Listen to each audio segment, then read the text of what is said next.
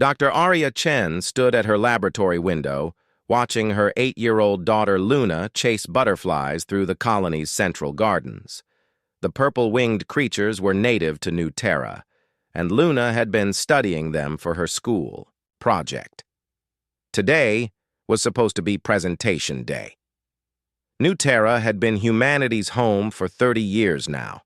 Over 1 million people lived here in peace, growing food that fed colonies across 3 star systems. The children here had never known war or fear. They played in crystal-clear streams and built tree houses in forests that stretched beyond the horizon.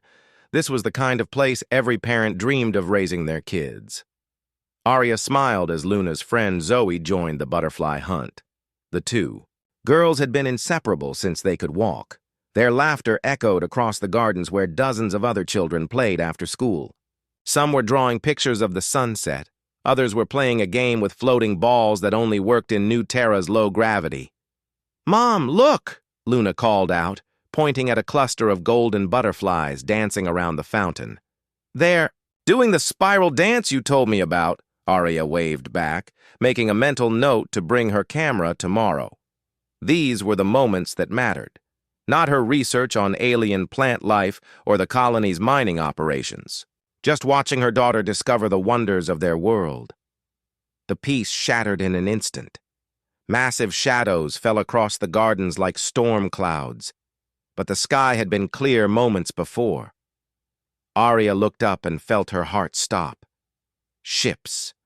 Enormous ships, bigger than the colony's tallest buildings, hung in the afternoon sky like metal mountains. The children stopped playing. Luna stood frozen by the fountain, her small hand gripping Zoe's arm. The butterflies scattered in all directions, sensing danger that humans were only beginning to understand. Every communication device in the colony erupted with the same message. A deep mechanical voice spoke in perfect human language, but with an accent that made Arya's skin crawl. "Humans of New Terra, I am Supreme Commander Vex 9 of the Zerion Galactic Empire. Your world has been designated as a resource priority zone.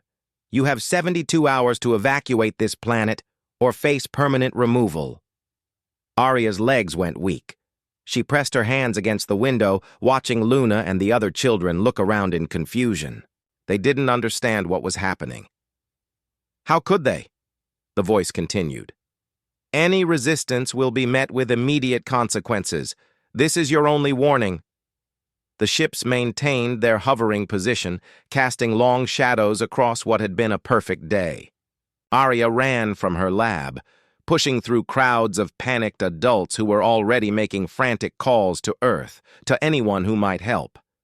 She found Luna still by the fountain, tears streaming down her face. "Mommy, what are those ships? Why is everyone scared?" Arya knelt down and pulled her daughter close. "We might need to take a trip, sweetheart. Remember how we talked about visiting other planets?" But even as she said it, Arya knew the terrible truth that every parent on New Terra was realizing. The colony had transport ships, but they were small, designed for short trips between nearby systems. There were maybe 20 of them total. Over 1 million people lived on New Terra. Half of them were children. The colony's leaders called an emergency meeting in the main hall. Arya brought Luna because she couldn't bear to let her daughter out of her sight. Hundreds of families packed into the space, children clinging to their parents as Colony Administrator Williams tried to explain their options. "The transport ships can carry about 20,000 people each," Williams said, his voice shaking. "If we push them beyond safe limits, maybe 25,000. That means we can evacuate roughly 400,000 people." The math was simple and horrible. 600,000 would have to stay behind. A father near the front stood up. "What about calling for help? Earth, the Mars colonies, someone has to have bigger ships." Williams nodded grimly. "We've sent messages everywhere.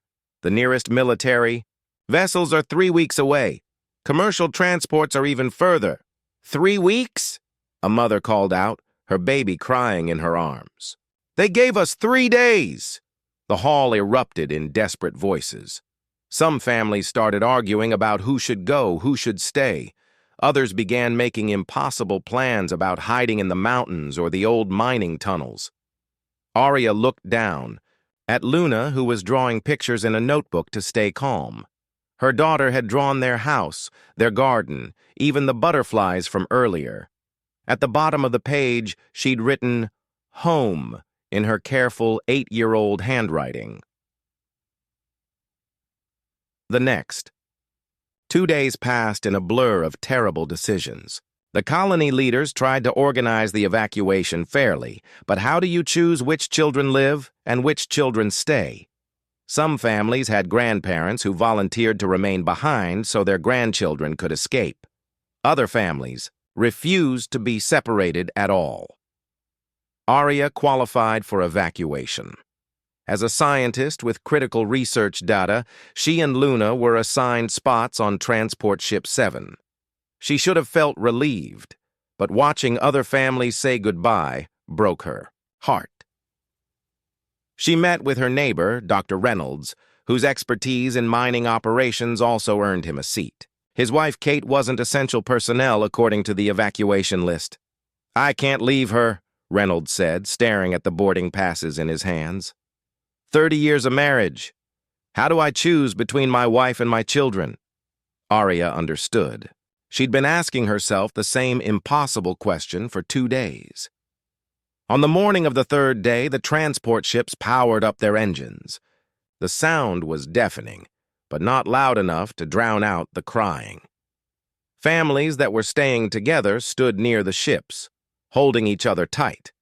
Families that were being separated said goodbyes that might be forever. Luna tugged on Arya's jacket. "Mommy, why is everyone so sad? Aren't we going on an adventure?" Arya knelt down and looked into her daughter's eyes. Those bright, curious eyes that saw wonder in everything. Eyes that trusted her mother to keep her safe. "Luna, sweetheart, what if we decided to stay home instead? Would that be okay?"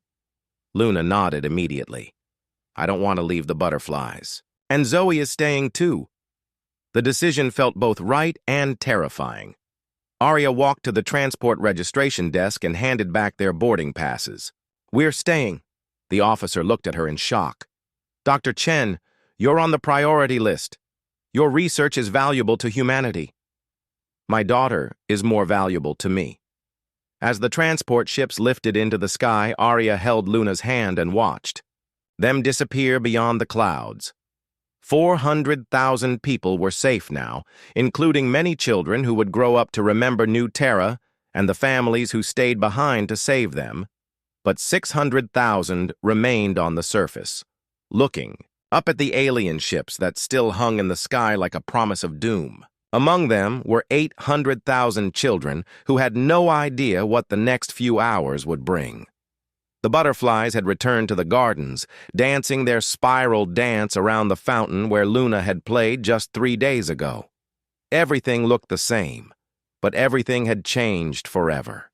Supreme Commander Vex 9 stood on the bridge of his flagship, watching New Terra spin slowly below. The planet looked peaceful from space, blue oceans, green continents, white clouds drifting across the surface. It reminded him of worlds he'd conquered decades ago, when he still felt something resembling doubt about his missions. Those days were long gone.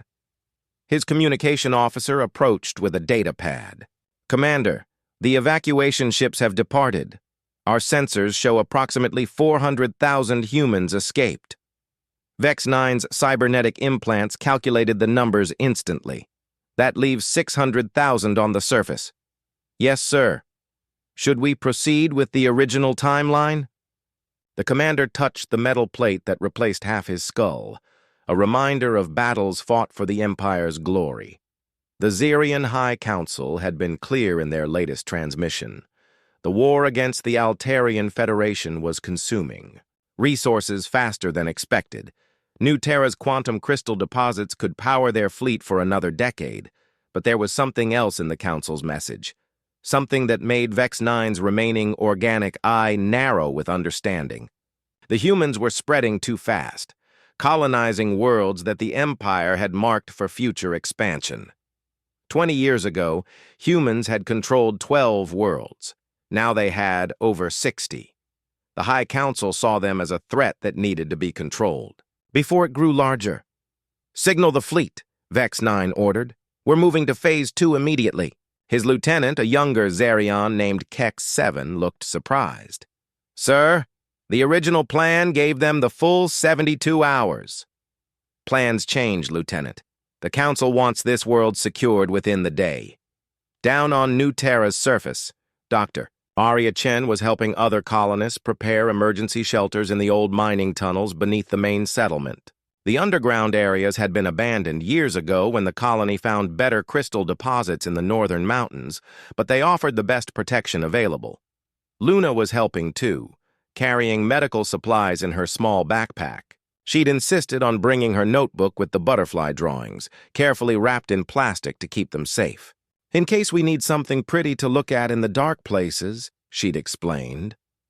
The tunnel system stretched for miles beneath the colony.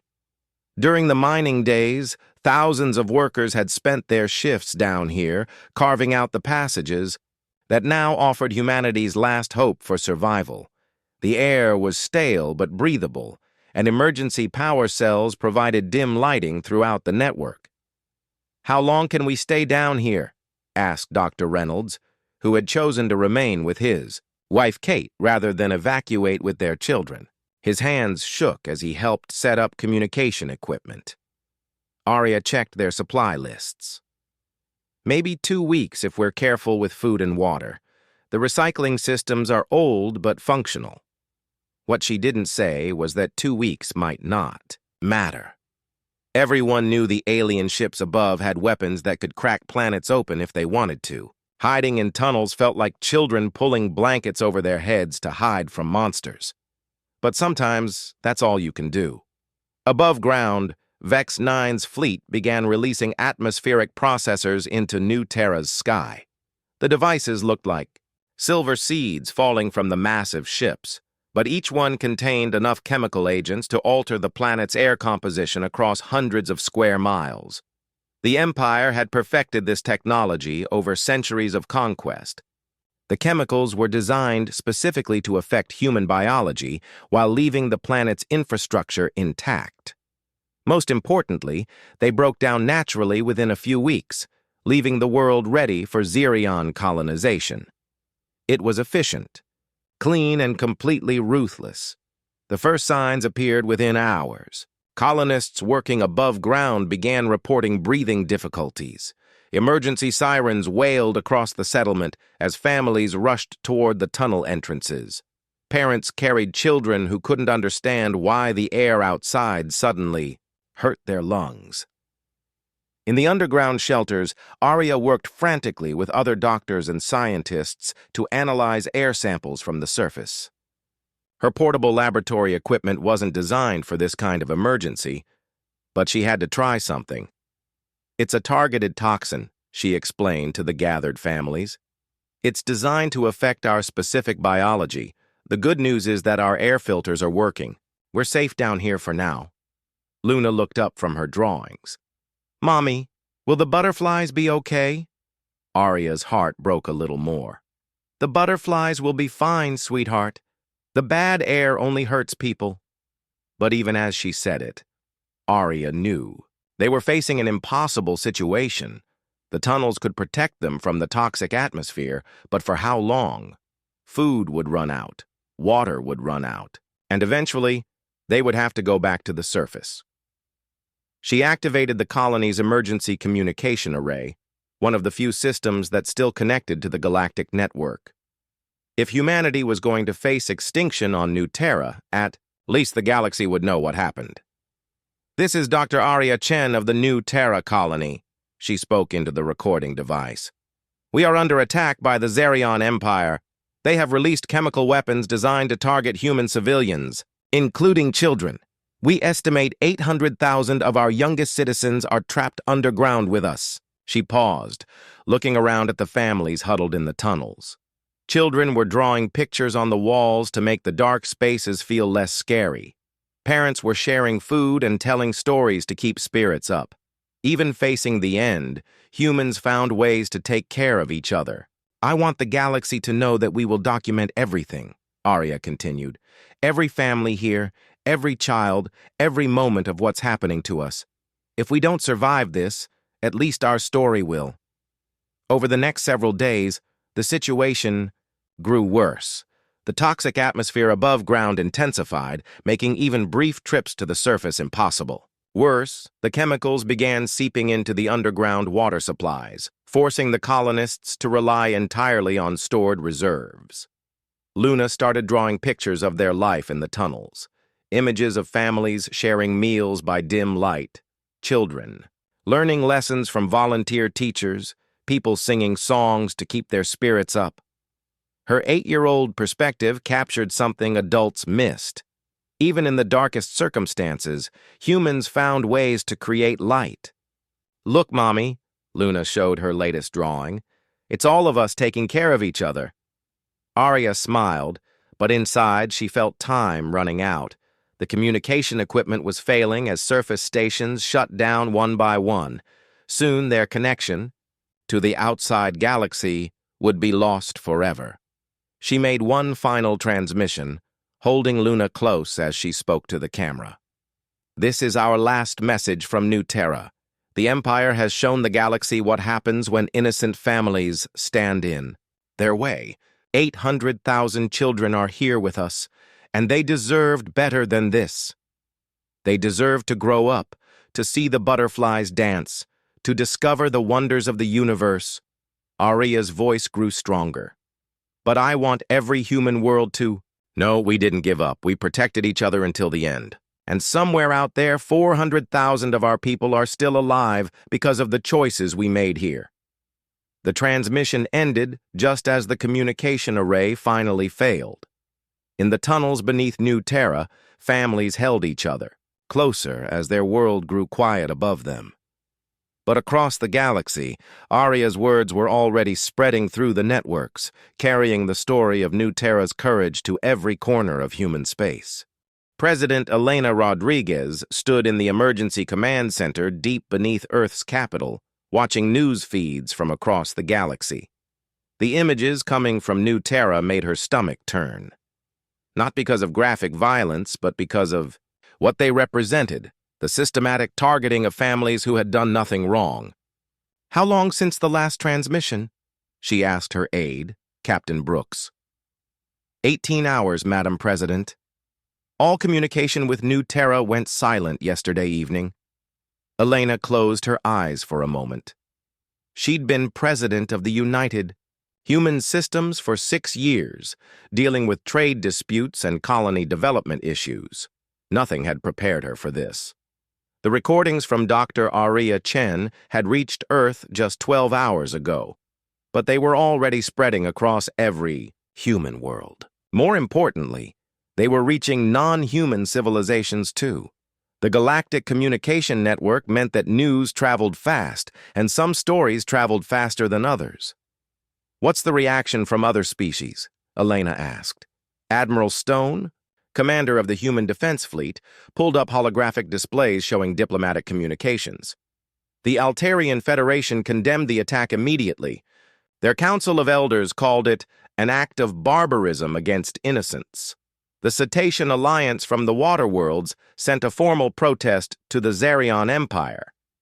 Elena nodded. The Altarians had always been humanity's closest allies. Their peaceful philosophy made them natural friends to humans who preferred exploration to conquest.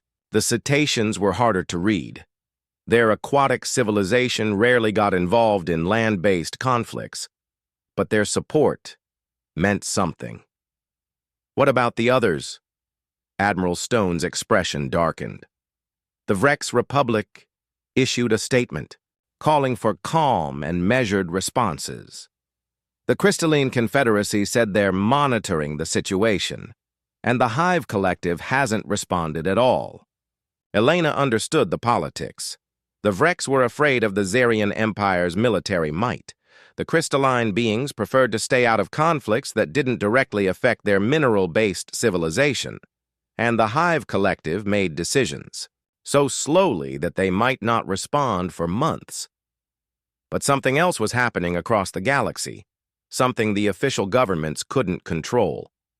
On Altair Prime, crowds of peaceful, blue-skinned beings gathered in their crystal cities, holding vigils for the children of New Terra. They projected Dr. Aria's final transmission on public screens, and many wept as they watched Luna's innocent drawings of life in the underground tunnels. In the ocean cities of Aquatica, whale-like, cetaceans sang mournful songs that carried for thousands of miles through their planet's vast seas. Their songs told the story of New Terra's families, spreading the tale through their civilization faster than any official communication. Even on worlds controlled by the Xerian Empire, something was stirring. On Kepler Station, a mining world populated by various species, workers gathered in secret to watch the transmissions from New Terra. Many had children of their own, and seeing Luna's drawings reminded them what really mattered. The people are ahead of their governments, Elena realized, watching the reports flood in. Regular families across the galaxy are connecting with what happened on New Terra. Her communications director, a young woman named Lisa Park, nodded excitedly. Social media across 50 different species is exploding with support. Beings who've never heard of humans before are sharing Dr. Chen's recordings. There's something about a mother protecting her child that translates across every culture. Elena made her decision. Call an emergency session of the Galactic Council, not just the usual diplomatic channels. I want to address the entire galaxy directly. The Galactic Council met in a massive space station orbiting the neutral world of Harmony. Representatives from dozens of species gathered in the Great Chamber, its transparent walls showing the stars beyond. Elena had spoken here before, but never under circumstances like these. As she took the podium, Elena could see the political calculations in many delegates' eyes. The Xerian Empire held military dominance over this sector of the galaxy. Speaking against them carried real risks. But she also saw something else. Parents among the delegates who had watched the same recordings she had. Beings who understood what Dr. Aria Chen had felt in those final moments. Honored representatives, Elena began. 3 days ago, the Xerian Empire attacked a peaceful human colony. But this isn't just about humans anymore. This is about what kind of galaxy we want our children to inherit. She activated the chamber's main display, showing Luna's drawings from the underground tunnels. The simple pictures of families helping each other, drawn by an 8-year-old girl facing the unthinkable, filled the vast screen. These drawings were made by Luna Chen, age 8. She drew them while hiding underground with 800,000 other children, waiting for help that never came.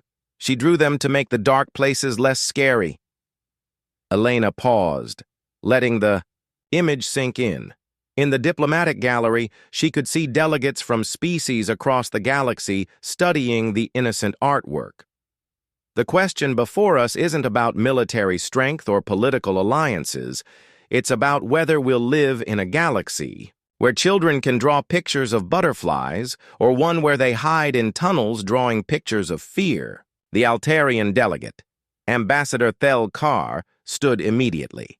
The Federation stands with humanity in demanding justice for New Terra.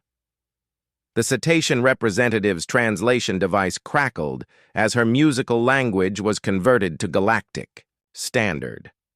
The songs of our children will carry this story through every ocean world. We will not forget.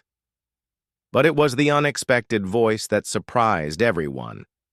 The delegate from the Vrex Republic, traditionally neutral in all conflicts, rose from his seat. My own daughter is Luna's age, he said, his scaled features showing unusual emotion. When I showed her these drawings, she asked why adults let bad things happen to children. I had no answer. One by one, delegates began standing. Not all of them. The fear of the Xerian Empire was real, but enough.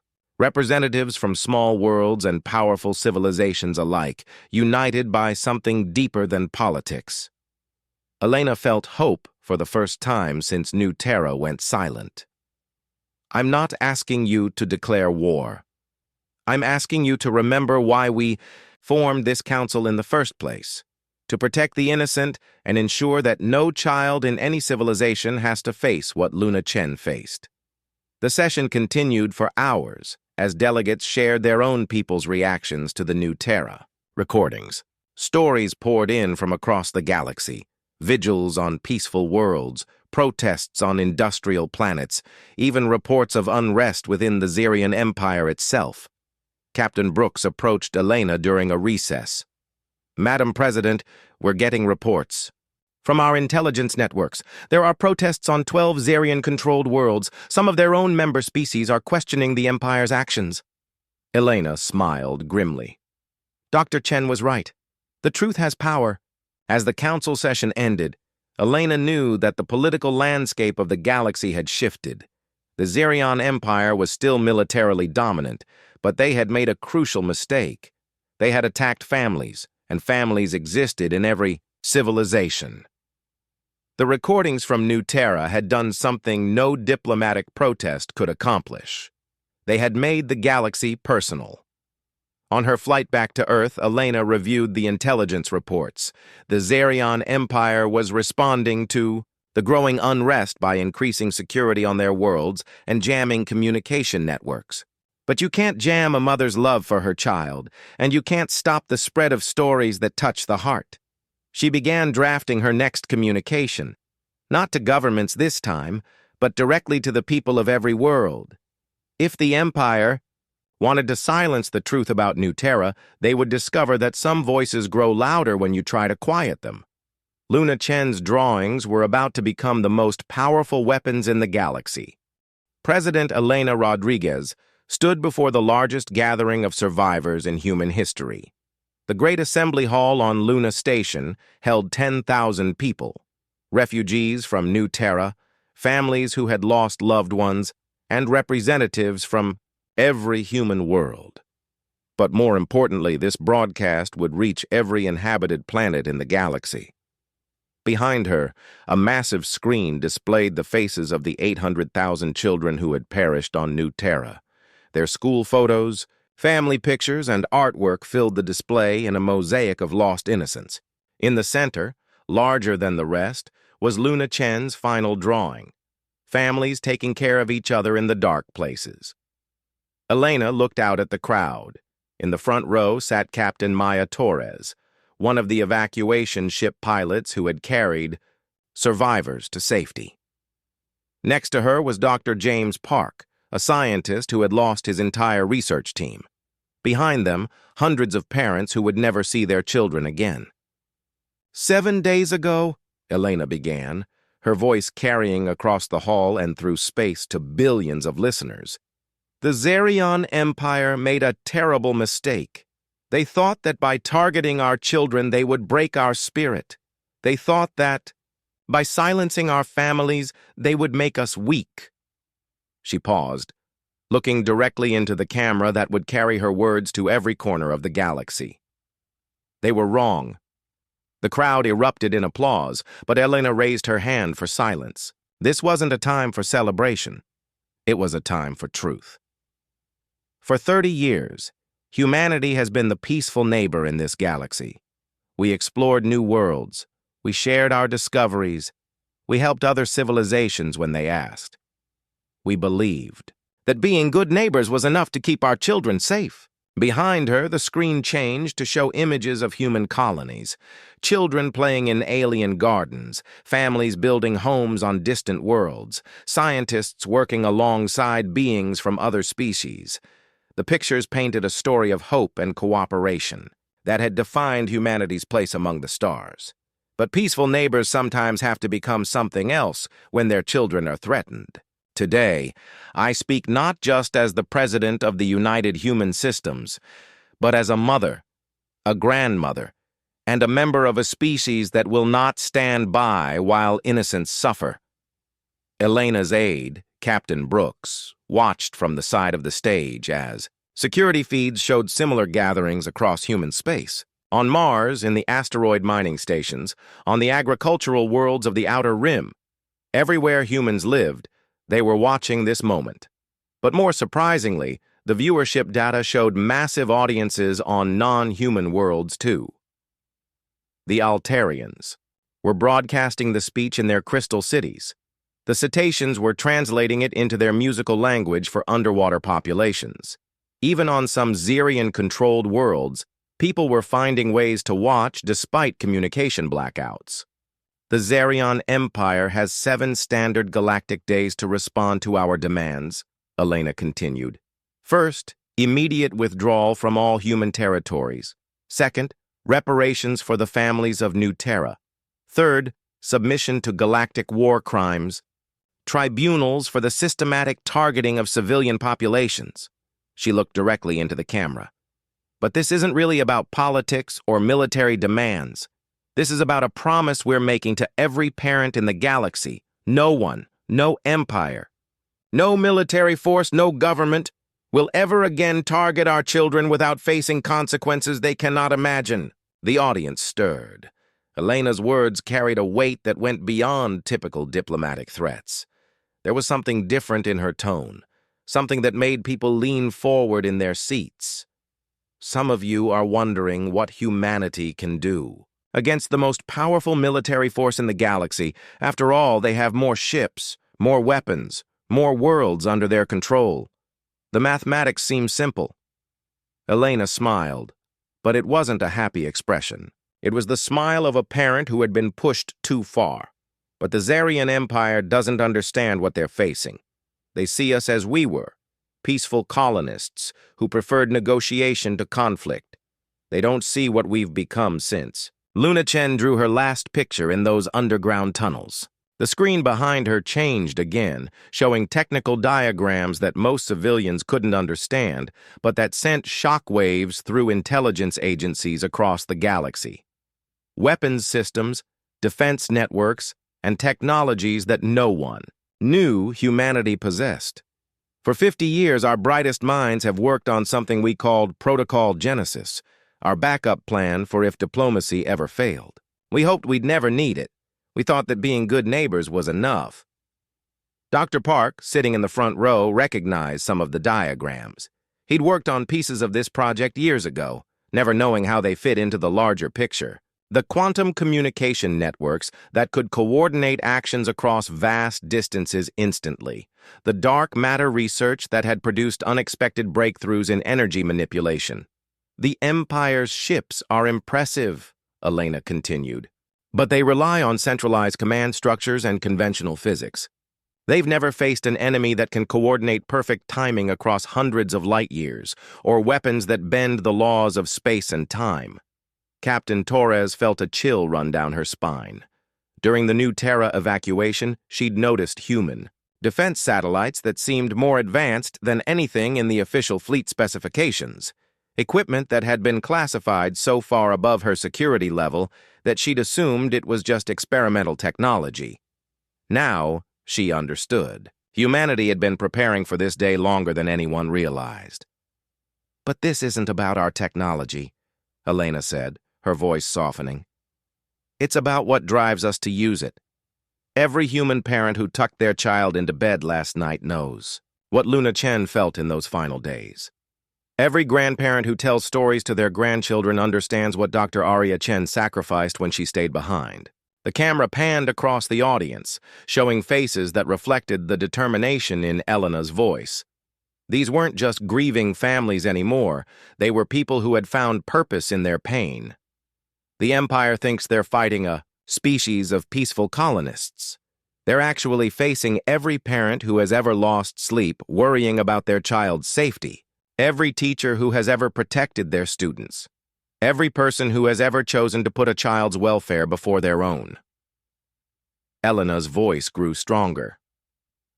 We're not declaring war on the Xerion Empire. War is what they do, conquering worlds and demanding submission. We're doing something different.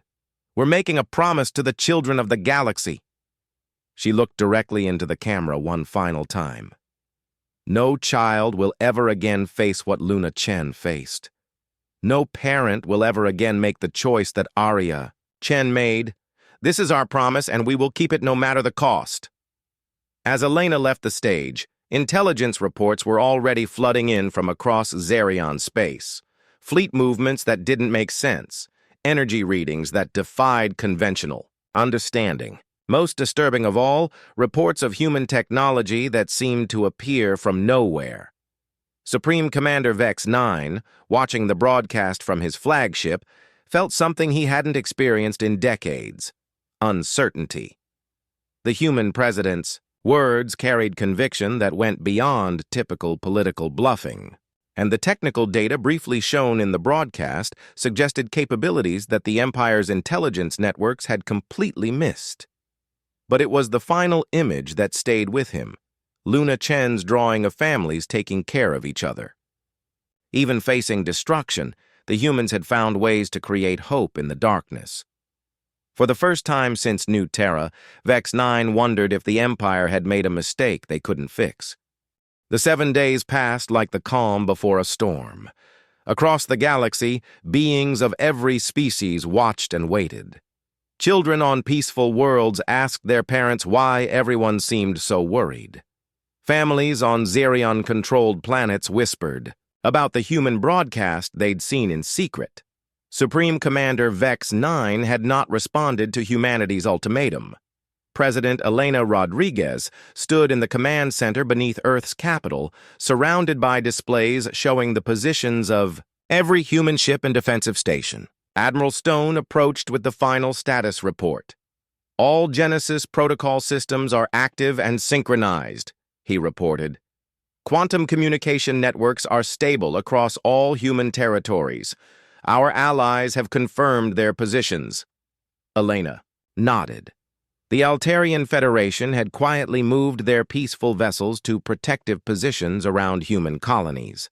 The cetaceans had emerged from their ocean worlds for the first time in centuries, their bioships joining the growing coalition. Even some species from within the Zerion Empire had secretly pledged support. "Any last-minute communication from the Empire?" "Nothing, Madam President. Vex 9's fleet remains in position around New Terra." Elena closed her eyes for a moment, thinking about Luna Chen's drawings. The little girl had captured something important in her final artwork: people taking care of each other when everything seemed dark. That's what this moment was really about. Begin Phase 1. Across human space, coordination that should have been impossible became reality. Ships separated by hundreds of light years moved in perfect synchronization thanks to quantum entanglement networks that made distance irrelevant. Technologies that had been theoretical just decades ago now powered humanity's response to an empire that had forgotten what it meant to protect the innocent. The first strikes weren't designed to destroy, they were designed to send a message. 12. Major Zerion military installations across the galaxy experienced simultaneous power failures as small controlled gravitational anomalies disrupted their energy systems. The installations were fortresses that the Empire had considered completely impregnable. Their shields could stop any conventional weapon. Their locations were secret from most of the galaxy. But humanity's new technology didn't work like conventional weapons. The controlled micro-singularities artificially created gravitational fields no larger than basketballs simply appeared inside the installation's shield perimeters. They lasted only minutes before dissolving safely. But in those minutes, they proved a simple point. If humanity could disable the Empire's strongest defenses without breaking a sweat, what else could they do? Supreme Commander Vex 9 received the reports in disbelief. "Impossible. Our intelligence shows the humans have barely enough ships to defend their own colonies." His science officer, Kex 7, studied the data with growing alarm. "Sir, these weren't ship-based attacks. The energy signatures don't match any known weapon system. It's like the gravitational anomalies just appeared." "That's not possible. Sir, perhaps we should consider the human demands. The Council of Worlds is receiving reports of massive protests across our territory. Several member species are questioning their allegiance to the Empire." Vex-9's cybernetic implants flared with anger. "We do not negotiate with inferior species." But, even as he said it, more reports were coming in. On the mining world of Kepler Station, workers from 6 different species had gone on strike, demanding justice for New Terra's children. On the agricultural world of Harvest Moon, crop shipments to Zarion military bases had mysteriously stopped arriving. Most disturbing of all, Zarion citizens themselves were beginning to question what had happened on New Terra. The recordings of Luna Chen's drawings had spread through underground networks despite the Empire's censorship efforts. Parents throughout Zarion space were asking uncomfortable questions about what they were fighting for. President Elena knew the psychological pressure was working when intelligence reports showed Zarion fleets beginning to reposition defensively. An empire that had always been on the attack was suddenly worried about protecting itself. She activated the galactic broadcast system for the second time in a week. "People of the galaxy," she began. "1 week ago, we made a promise. Today, we begin keeping that promise." The display behind her showed real-time images of the disabled Zarion installations, massive fortress worlds that had projected the Empire's power for centuries, now dark and silent. "We could have destroyed these installations completely. We could have ended thousands of lives in an instant, but that's not who we are. We're not conquerors. We're protectors." Elena paused, knowing her next words would change everything. "Supreme Commander Vex-9, you have 1 hour to surrender yourself for trial and order the withdrawal of all Zarion forces from human territory. If you refuse, we will demonstrate why threatening our children was the worst mistake in your empire's history." The hour passed in tense silence. Vex-9's response came not in words, but in action. The Zarion fleet began moving toward Earth itself, intent on striking at humanity's heart. It was the last mistake he would ever make as a free being. As the Zarion fleet approached Earth's solar system, they found it defended not just by human ships, but by vessels from dozens of allied species. The Altarian crystal ships glowed with peaceful energy that somehow deflected weapons fire.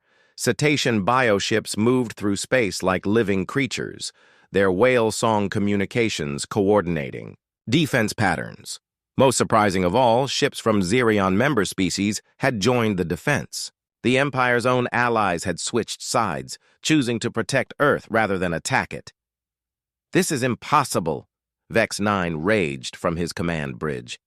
"How can inferior species coordinate like this?" The answer came in the form of quantum entangled communication bursts that reached every ship in both fleets simultaneously. President Elena's voice spoke to every being present, from the lowliest maintenance worker to the Supreme Commander himself. "You're not fighting inferior species, Commander. You're fighting every parent in the galaxy who refuses to let children suffer for adult ambitions." The battle that followed was unlike anything in galactic history, not because of its violence, but because of its restraint. Human technology disabled Zarion weapons without destroying ships. Allied forces captured rather than eliminated enemy vessels. Even in the heat of combat, the coalition prioritized minimizing casualties on both sides. When Vex-9's flagship was finally surrounded and disabled, he found himself facing a choice he had never expected: surrender and face trial for his crimes, or watch his empire tear itself apart as more species abandoned the Zarion cause. The surrender came not from Vex-9, but from his own crew. Led by Lieutenant Keck-7, they chose to end a war that should never have started. 2 months later, Elena stood in a completely different place, a memorial garden on the rebuilt New Terra. The planet's atmosphere had been cleaned and restored. Its cities rebuilt with help from species across the galaxy. But the most important feature of the new colony was this garden. 800,000 trees grew here, one for each child lost during the Empire's attack. At the center, a crystal monument displayed Luna Chen's final drawings, preserved forever as a reminder of innocence lost and hope maintained. Dr. Aria Chen's final words were inscribed on the monument's base. When you kill our children, you... Don't weaken us. You show us what we must become to ensure it never happens again. Elena knelt by Luna's tree, a earth oak that would grow for centuries, its roots intertwined with native New Terra soil. She left a small gift, a drawing made by her own granddaughter, showing children from many different species playing together. Under the stars, the Zarian Empire had dissolved peacefully after Vex 9's trial. Its member species formed new alliances based on cooperation rather than conquest. Trade routes reopened. Scientific cooperation flourished. The galaxy had become a safer place for all children, not just human ones, but the most important change couldn't be measured in political treaties or military statistics. It was in the playgrounds of 1,000 worlds, where children grew up knowing that their parents, all their parents across every species, would move stars to keep them safe. Luna Chen's drawings had done more than document a tragedy. They had reminded the galaxy what really mattered, not conquest or power, but the simple truth that every child deserves to grow up drawing pictures of butterflies, not fear.